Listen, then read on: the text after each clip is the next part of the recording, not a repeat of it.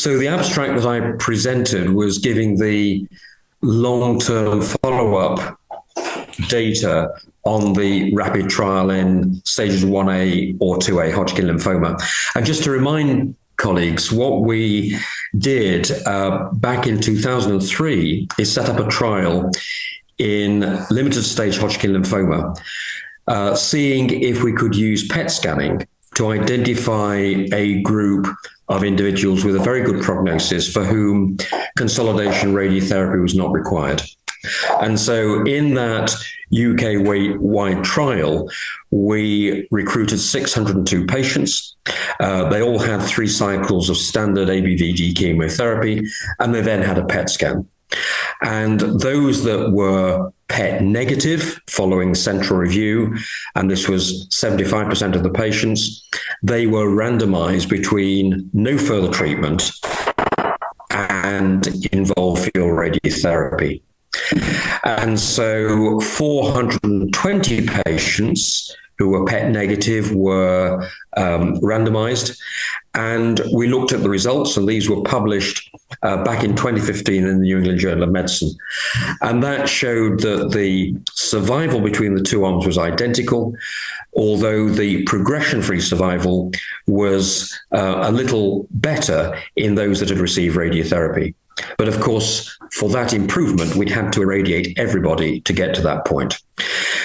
An editorial at the time showed that, or indicated that overall survival was the key metric here, and that 5 years of follow-up, which is what we had at the time, was simply too short to be able to make any definitive conclusions.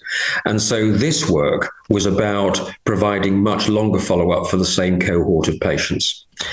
Of course, at this length of time, many of the patients have been discharged from hospital back to primary care, and individual trial sites that don't have the resources to follow these patients up. So what we decided was to obtain these data by linking the RAPID cohort with the National Cancer Registry, so that we could find out who had died and who was alive, and what the cause of death was.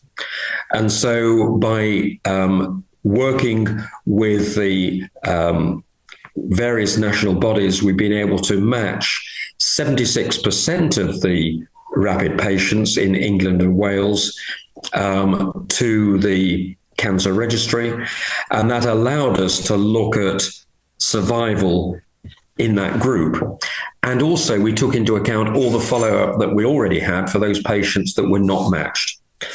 So as a result of that, we had a median follow-up of 16 years, which is much longer than many clinical trials have access to. And in that, once again, we found that there was no difference. There was no evidence of difference in survival between those that had received radiotherapy and those who did not. In terms of the deaths, there were 11 in the involved field radiotherapy group, 15 in the no further treatment group, no evidence of any difference. The top 4 causes of death were respiratory causes, non-Hodgkin lymphoma, cardiac causes, and carcinoma. Interestingly enough, in the randomized group, there was only 1 death from Hodgkin lymphoma, and that was in the involved field radiotherapy group. If we look at the PET positive patients, those that were not randomized, there were 7 deaths from Hodgkin lymphoma, indicating that a positive PET scan is associated with a poor prognosis.